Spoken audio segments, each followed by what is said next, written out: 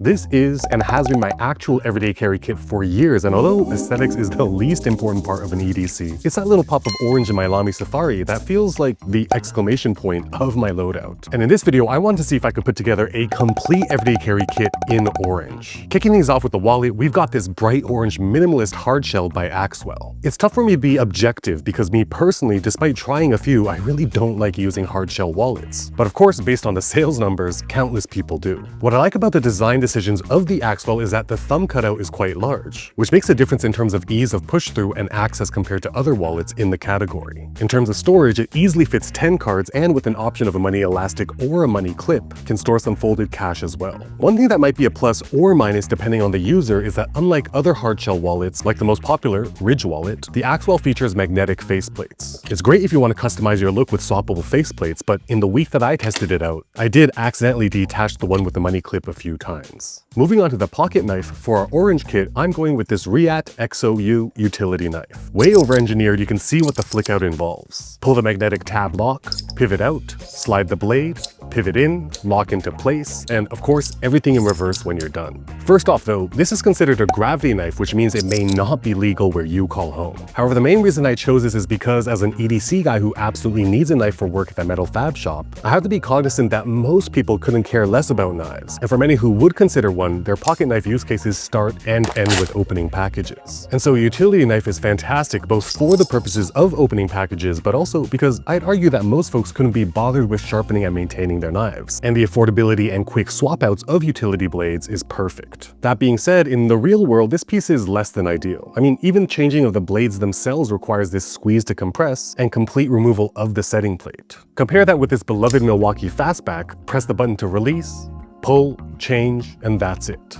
Beyond that, for a utility knife, it's quite expensive, between $80 and $90 US, but beyond the purposes of this video's color theme, it really is tremendously well made and well thought out. A very niche piece, but a lovely one nonetheless. Let's talk flashlights, and for our orange kit, I borrowed my mom's EDC torch, the Olight iMini 2. That said, I still think it's one of, if not the current best flashlight for the masses. Not for anything work-related, but specifically for everyday carry considerations for most people. The reasons are simple. If you're a flashlight nerd like me, you can get bogged down by max output, candela metrics, color temperature and accuracy, IP ratings, and so much more, but for true everyday carry for the masses, there are really just a few use cases. Finding something that fell under the couch, illuminating a keyhole at night, reading something in a dimly lit restaurant, and for all of those use cases, the single output of 50 lumens is more than enough. Add to the fact that minimizing pocket bulk and weight while maintaining functionality and ease of use is always a net positive, and this piece is as minimalist, easy to use, and compact as it gets. Super small and lightweight despite being durable with a fully anodized aluminum body, and from an ease of use perspective, not even a power button. Just pull out to use and snap back into the base with a very strong neodymium magnet to turn off. What's more, there's not even a charging cable to add clutter or keep track of. Removing the silicone sleeve reveals that the keyhole plate is the direct USB charger. With that single 50 lumen output, the total runtime on a full charge is an hour. And with most EDC flashlight use cases lasting, 10 seconds? That's about 360 individual uses, which means for many people, charging once a year is all that's going to be needed. That said, with the magnetic butt, it's also great for some hands-free illumination, where we can pull out to turn on and stick it to a magnet-friendly surface, while both our hands free up for a longer task. Heading over to the key solutions, it's no secret by now that the Night Eyes S-Beaner is by far my favorite EDC accessory of all time, and this number 2 size is perfect for keys. I especially like this version with the slide lock to have the confidence that the gate will never accidentally open. What I really love about this number 2 size in the context of this specific kit is that the carabiner the Olight Mini 2 comes with can get clipped into the S-Beaner, and the light itself can clip in. On the surface, it might seem like an unnecessary detail, but check it out. Now, when the iMini 2 needs to get charged, there's no annoying key ring to use your nail to pull and spin in and out. Just unclip the light, remove the silicone cover, instantly clip the silicone cover back into the carabiner so you don't lose it, and plug the flashlight into a USB port to charge. Awesome. And if you're like me and prefer to have the option of tethering and separating your car keys, nothing beats the S-Beaner, and like everything we'll look at in this video, you can find the slide locking number 2 size linked down in the description so you can do more research for yourself. Moving on to the wristwatch, I've got two options, and to start, we've got to pay homage to the best-selling wristwatch of all time, the beloved Casio F91W. But no, not in the OG colorway, but rather this bright pop of orange. The F91W is the best-selling single watch model of all time for a reason. Everything anyone would need in a watch. Easy to read date and time at a glance, alarm, stopwatch, 7-year battery life, just no nonsense functionality. But most of all, it's both respected and loved, even by the biggest watch snobs because of its utility, throwback vintage design language, and it's one of those weird phenomenons where despite its small case size, still looks good on even folks with large wrists. The second watch option is a piece of selfish childhood nostalgia. I think almost every 90s kid watching has a hunch where I'm going, and it's this OG Timex Ironman. I won't spend a lot of time here, it's just such a classic, but it's also a bit upsetting, and what I mean by that is Timex is an American company, but this is, at least so far, not available from Timex in America, or almost any other country on earth. There's a trope that says Japan is where dying brands go to be cherished, reborn, and reappreciated. And I'm definitely not saying Timex is a dying brand, but the second half of that statement rings true, as it's Japan's branch of the Timex brand that's revived and, at least for now, exclusively offers this piece of nostalgia. It seems to be perpetually sold out, but they do restock, so I'll of course link Timex Japan's website down in the description too.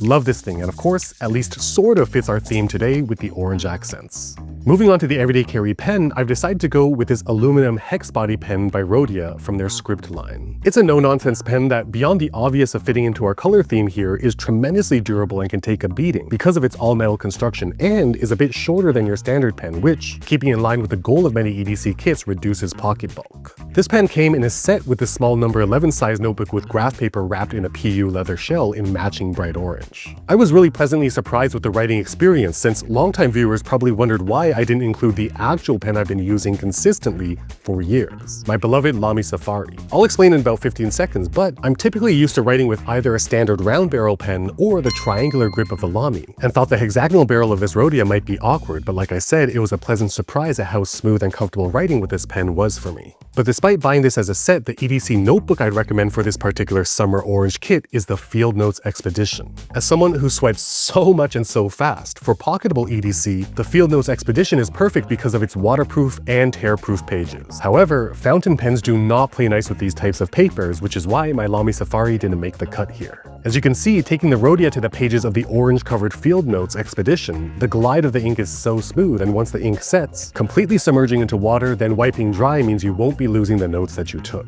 Of course, with all this stuff, it might be worth finding something to put it all in, and I think a fantastic bang-for-buck option is this orange everyday carry sleeve pouch by Viperade. This model is their compact VE1-P, and as you can see, it's very thin. It's got a nice honeycomb pattern ripstop outer, a slew of sleeves, molly webbing, 2 anchoring loops, as well as a zippered pocket, and a strip of loop velcro in case you want to customize with any RE patches as well. And it's surprisingly storage capable. Check it out. Tuck my Field Notes into the full width sleeve, pen goes into the slimmest sleeve on the right, Reat XOU goes into the central sleeve, S-Beaner anchoring both my keys and the Olight iMini 2 gets clipped securely to one of the anchoring loops, and although it is a bulky fit, even that Axwell wallet loaded with 10 cards and some cash can go into the zippered pocket. With the watch on the wrist, we can either pocket this slim pouch or attach a lanyard or any other type of anchor, and we are out the door. But laying everything out together, it's definitely a bright, high visibility loadout, and popping unit prices up, we can see that all in we're at about $280 US. With any everyday carry item we allow into our pockets or bags, function and how it improves the most frequent tasks we have is the most important consideration. But hey, if it looks good and hits a color preference, that's a great bonus. And to see 2 complete everyday carry kits at 2 wildly different prices, you will definitely want to watch this video right up here. If you're feeling lucky though, this video down here is the one for you. I'll leave them both on screen for a few seconds so you can choose which one to watch next, but while you're deciding, consider subscribing and hitting that bell so you'll be notified the moment new videos just like this one drops.